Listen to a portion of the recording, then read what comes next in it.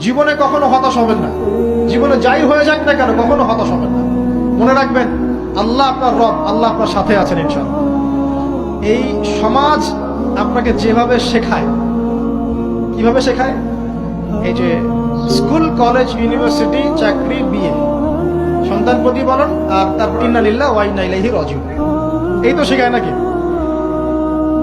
সবসময় মনে রাখবেন যে আল্লাহ রাব্বুল আলামিনের পরিকল্পনাই আপনার উপরে সবচেয়ে বেশি অগ্রাধিকার যোগ্য, সমাজের পরিকল্পনা নয়।